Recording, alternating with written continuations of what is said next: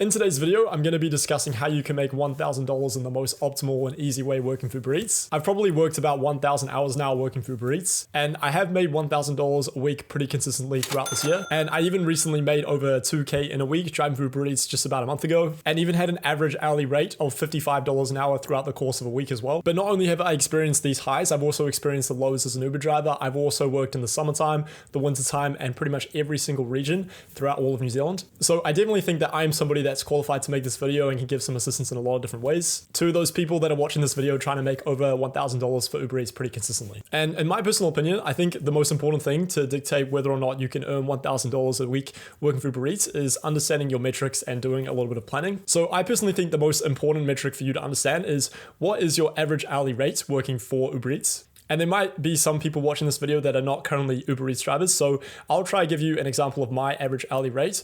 I have said it in previous videos, and I think the most accurate range of my average hourly rate ranges between $25 to $30 per hour. But in all honesty, I could say it probably ranges from like $15 to $55 an hour, but over the course of the year, I would say it's probably between like 25 and 30. But if you are an Uber Eats driver, I would definitely encourage looking at some of your most recent weeks or maybe the most recent month and doing the math, trying to determine what your average hourly rate is when you go online working for Uber, because that's going to enable you to plan ahead of time and determine how many hours you actually need to work in order to make that $1,000 in a week. So for my example, if I'm making $25 to $30 an hour working for Uber Eats, that means I'm probably going to need to work at least 33 hours, and I might need to work up to 40 hours if I'm only earning $25 per hour. And I think there are some other important metrics that you should try to figure out and understand. For example, what is the average order value that you get? So for me personally, it's usually about $7 to $8. That's the average amount I get per order. And I think another very important metric to understand is how long does it take you on average to complete one order? For me, it probably ranges between 15 and 20 minutes.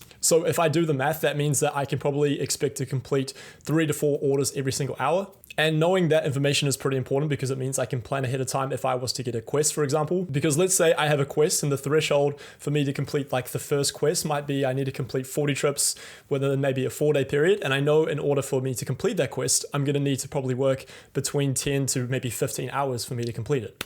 But if you want to be a more optimal driver, there are also some additional things that you can implement as well. Something I've preached in the past on this YouTube channel, if you are a recurring viewer, is that your order selection is probably the most important thing when it comes to being like an optimal Uber driver. And I think it's really important that you determine and try to figure out what restaurants are maybe good and you want to accept orders from and what restaurants are bad. Quite ironically for me, the fast food restaurants like McDonald's, KFC, and all those other franchises traditionally actually tend to be the slowest, even though they're ironically called fast food restaurants. But then again, some McDonald's are good, some KFCs are alright as well, but it really just does depend. And I think you just need to do a little bit of trial and error and figure out what restaurants are actually good and going to be on time, because you definitely don't want to be waiting 10 minutes plus every single time you're selecting or accepting an order. I remember when I first started working for Uber Eats, I kind of had like a 3-strike rule. So if a restaurant was taking, 10 minutes plus, and every single time I was going there, I had to wait like an extended period of time. Generally, I just wouldn't bother accepting an order if I was going to be getting an order at that restaurant. Another additional thing that you can do that's quite smart in terms of being an optimal Uber driver is doing this little tactic that I kind of found out probably 6 months into my journey being an Uber Eats driver. So when you're an Uber Eats driver, you have the option of accepting singular orders, so just doing one order at a time. But sometimes Uber Eats will actually give you 2 orders to do at once. So quite a smart thing that I found that you can do is if you do get a single order and you do accept it, a requirement that Uber has for you to progress in your order is that you need to verify that you've actually picked up the order, and then it will give you the instructions to where you're delivering it. And in the past, sometimes I would actually say I picked up the order as soon as I picked it up from the restaurant, but that's actually probably not the most optimal thing to do. So for example, if I get a singular order, what I'll do is I'll go to the restaurant, and once I picked it up, I don't tell Uber that I've actually picked it up. I'll wait until I get back to my car, and then there could be an opportunity while I'm on the journey back to my car that I might receive an additional order, so I'll do 2 trips at once, meaning I have an opportunity and maybe it could yield me more money. So that's just quite a smart thing you can do, because if you say that you've picked up the order, Uber won't give you an additional order until you've actually completed that order. And this is nothing major. It's probably not going to be responsible for you making maybe $5 plus per hour, but it might make you maybe a couple dollars per hour.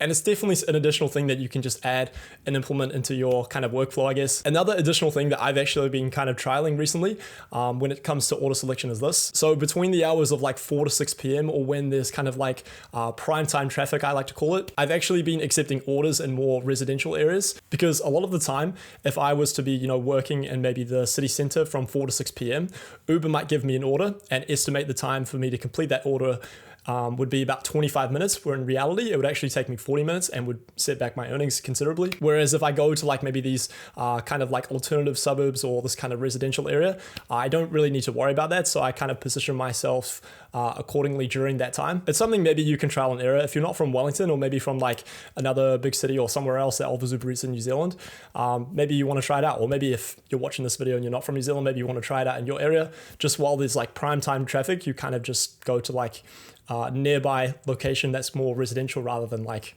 you know, bumper to bumper traffic. I also do have some like other videos of my channel doing some like specific examples of what orders I select and why I select them. So if you're curious about that and want to see some more detail of what I do when it comes to my order selection, you can feel free to check out those videos. And now I'm going to discuss a couple things that I haven't previously mentioned on my channel that I think are pretty important for being the most optimal Uber driver possible. And I'm going to share my personal experience doing these particular things. So the first one I wanted to go over was parking. And I wanted to talk about this because I have received quite a bit of questions and engagement related to parking in general. And there is a lot of like concern of people like saying that, they can't find parks. They're intimidated by parking, which I found quite relatable because when I first started doing Uber Eats in the Wellington city centre, I was pretty intimidated and didn't know if I'd be able to find parks, etc., etc. I think pretty much no matter what time of day it is, even if it's like that prime time bumper to bumper traffic in the Wellington city centre, I can pretty much always find parks. And the reason for that is just because you become very familiar of like where parks will be. You get an understanding of like every individual restaurant, and you can just visualize where the parks will be or where potential alternative parks could be as well. And I thought I'd actually share some of my parking experiences because I have received a couple parking tickets, and there's definitely a few don'ts that you should never do when parking. I think when I first got started, I was quite naive and thought I could get away with a lot of things, and sometimes you can, but it's just good to maybe implement some of these practices that I'm about to share with you. So literally the other day, I got my first ticket for parking in a loading zone. I was picking up an order. I probably took like 3 to 4 minutes to pick it up. And the loading zone was for 5 minutes. So I think I was just a little bit unlucky. I've been driving, 1,000+ hours, very consistently. I park in loading zones literally all the time. I never received a ticket, but when I got this ticket, I actually caught the officer just before she was leaving after she had confirmed that my car was getting a ticket and stuff. So I had a little discussion with her, and obviously she's just doing her job. So I try not to get too angry, although I was very angry. But she did say to me that there's a potential thing that you can pay for every year that costs $80 to enable you to park in loading zones for like a specific vehicle or something along those lines. Something I don't know much about. I thought I honestly could park in a loading zone and just get away with it because I never experienced getting a ticket before on one of these loading zones. And they're literally all around Wellington. If you're a Wellingtonian like myself, you can probably relate, and you probably park in loading zones all the time because I know everybody else does. So I think I was just a little bit unlucky. But the parking officer said to me that it might just be worthwhile paying that, $80 thing, because my parking ticket I got was $40. And maybe if I got this $80 thing now, I wouldn't have to pay for the parking ticket, and that would mean that I wouldn't have to worry or stress about parking in a loading zone in the future. So I don't know, it's just something you probably need to think about, maybe consider. And I've also received a parking ticket for parking close to a fire hydrant. So now every single time that I'm going to park, I make sure I pay close attention to whether or not I'm parking near or on a fire hydrant potentially. But as an Uber Eats driver, I'll tell you this for sure, never park in a disabled car park. And I think just in general, try always avoid parking in them, just definitely don't do it. I think it's obviously first and foremost ethically wrong. Just don't do it. And it's also a really, really hefty fine too. I think one of my mates who's a delivery driver has told me his experience parking in a disabled car park, and he got fined $100 or maybe even more. Sometimes I may park on yellow lines, but the only times I do park on yellow lines, if I know that I'm not going to be longer than 2 minutes, I have my hazard lights on, I'm not going to be obstructing any traffic, and I pretty much have a 0% likelihood of causing a crash or maybe a minor accident. Those are the only occasions where I'll park on yellow lines. And I know in my experience working in Wellington, there are definitely a lot of parks that you can do this in. And pretty much every other delivery driver will do this too. So I'm not going to encourage it, but I'm just going to be transparent saying that, this is something I've done from time to time. And personally, I've never got a ticket for it. I've never received any really negative criticism from the public. As long as I'm indicating, communicating what I'm doing, I think it's generally okay, and I think the public kind of respects that. I haven't also discussed how I go about navigating. I think this is kind of also another important thing that you can kind of implement to be the most optimal Uber driver. And the first thing I want to discuss when talking about navigating is this little button. I don't know if a lot of people know and understand that this is a button you can press that will just make your whole life easier when navigating on the Uber application. There's just like a bottom in the bottom right corner that can just help with navigating. It kind of syncs everything very nicely. So that's definitely a necessity that you just press that button when you're on the Uber app. And another thing with navigation that I think is really important to implement is trying to figure out where the shortcuts are. So I will try to give an example of a personal shortcut that I implement that just immediately comes to mind that on like mainstream navigation apps like Google Maps or Apple Maps or whatever, they don't really pick up on. So for example, when I'm coming home from completing an Uber shift back to my hometown, I'll go down the foreshore and maps will say like, go to this traffic light and turn left. Whereas it's way more optimal pretty much for me to take the shortcut through this like residential area where I avoid like having the possibility of waiting at a traffic light. So I would have to like wait another potentially 10, 20 seconds. And I know that might not sound like a lot, but the thing is, it really compounds over time because this is not the only shortcut that I implement. I might do like 5 to 10 of these like kind of shortcuts every single day. And when I'm working every single day throughout the course of a week, that really adds up. And I think you guys can probably know and appreciate that too. I think a general rule of thumb is trying to have like full control over your route. So for example, if your route like contains like a lot of traffic lights, think of is there a potential alternative route that you could take that is going to be completely within your control? So just something to think about because it could add and compound to like a lot of time saved, which could make you a more optimal Uber Eats driver.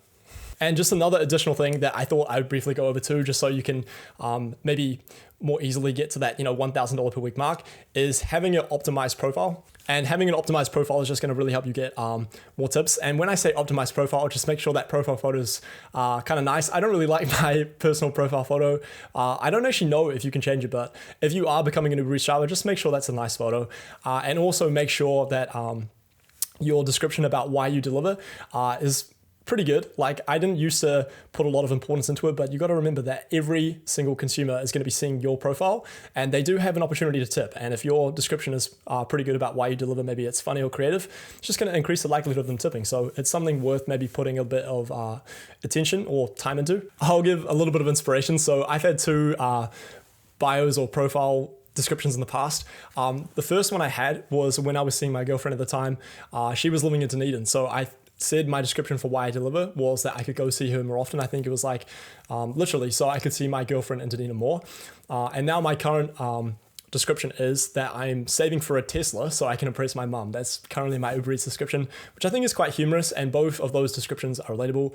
And you've got to remember, like every single consumer that is buying Uber Eats is going to see your profile and have an opportunity to tip. And that probably will just increase the chances of it happening. So you might be able to be a little bit more creative than me too, but something you should put a bit of importance into, in my opinion. And obviously as well, if you want to receive a tip, kind of goes without saying, but yeah, try implement some like good service, kind of communicate with the customer, try be as quick as you can, keep their food warm, smile if you see them, follow their instructions, etc., etc. So yeah, those are some things that come to mind when I think of being the most optimal Uber driver possible. So make sure you implement all of those. But I also thought I would share kind of my opinion about some things and kind of go into detail about things that work really well for me when I'm working through Uber Eats. So I think ahead of time, it's important that you kind of figure out what you're going to be listening to or consuming throughout your shift. I know it doesn't really have a lot of relevancy about being the most optimal Uber Eats driver, but you got to remember, in order for you to make $1,000 per week, it's going to require you to work quite a few hours. And it's important that you kind of enjoy the whole experience and actually potentially get something out of it. So for example, for me, when I'm working for Uber Eats, I'm trying to consume a lot of self-improvement content. And majority of the time when I'm consuming this content is through YouTube. So what I'll do maybe the night before or maybe a couple of days before even, is I'll just kind of schedule some videos that I will potentially watch later. I think that's literally what it's called on YouTube. You can press like these 3 little dots that will give you the ability to save a video to like your watch later playlist. And yeah, I'll be able to listen to those throughout the duration of my shift.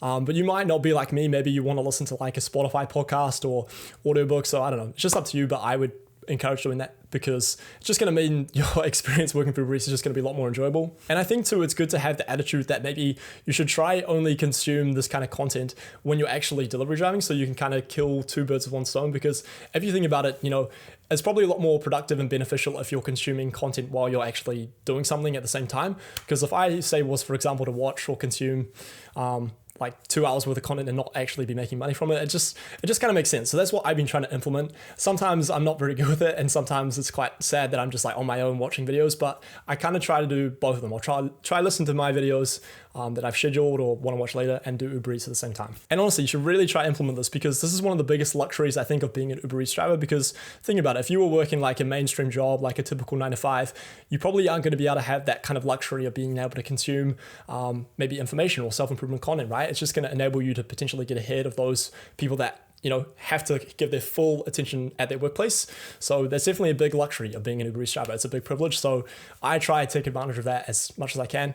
And I think I would encourage my viewers to probably have that same viewpoint. But again, that's just my opinion. You don't necessarily have to do that. It's not going to mean you're going to be like a more optimal Uber Eats driver. It just might be more beneficial to you in the long run. Something else that I've noticed that works really well for me anyway, I think doing a continuous shift for Uber Eats, or like a longer shift, is generally the best way to go about it. So what I mean by that is, rather than maybe doing like a 3-hour shift during lunch and then taking like a big break and then doing like maybe a 3 or 4 hour shift in the evening, you just do like an 8 to 9 hour shift just in one full go. And I know that might sound overwhelming and might not be like the preference of some people, and that's totally okay.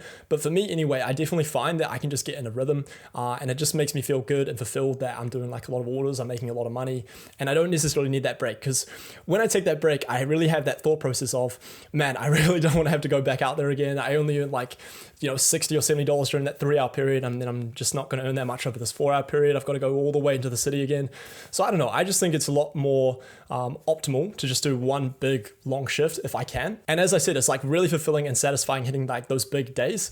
A specific figure that I aim for when doing one of these big days is literally $274, because I know, and I've done the math, that $274 a day is like the equivalent of like a 6-figure income, because 274 times 365 is like 100K, something along those lines. So when I hit $274 in a day, I'm like, yes, that's a 6-figure income right there. That makes me feel good. So I don't know, it might be something to aim for too. Maybe you can have the same attitude as me, but it's not necessary. It's just something that works well for me. Although I did kind of want to just briefly go over some of the things you can do to kind of reduce your overhead of being an Uber Eats driver, especially when it comes to gas and taxes. So I'll briefly go over them. Briefly going over gas, these are some things that you can implement. So you can use a site called Gaspy, which is just going to show you where the cheapest gas stations are in your area. You can also use ShareTank, which is a feature on the Z application that enables you to buy up to 1,000 liters of gas within a 30-kilometer radius of the cheapest Z around you. So for example, I could be in Tauranga and buy like 500 liters of gas, and then I can use that 500 liters of gas that I bought in Tauranga in Wellington, Dunedin, anywhere I want pretty much. So that's a pretty good feature. You should also definitely implement and utilize the Waitomo app. That is a really good application, and I think it's an essential app for not only delivery drivers, but anyone just wanting to save money on gas. And then when it comes to kind of optimizing how you go about doing your taxes, these are some things that you could potentially implement. Getting a good understanding of how taxes actually work is pretty important. And I think utilizing an accounting software is a good idea. I personally use an accounting software called Henry. I've talked about it in a video previously, but that was about a year ago, so that's a bit out of date. But I'll be going more into detail about Henry in the future, how you can utilize it, etc., etc. But for the moment, if you're unfamiliar with taxes, something that you should absolutely do is when you have any expenses related to your car of any sort, make sure you have the receipt, store it somewhere, take a photo, and do that, because that's going to be really, really important. And I'm confident now you'll be able to make $1,000 per week working for Uber Eats in the most easy and optimal way. And if you want to see some other videos of me discussing my experience working for Uber Eats, I'll leave them on the screen here.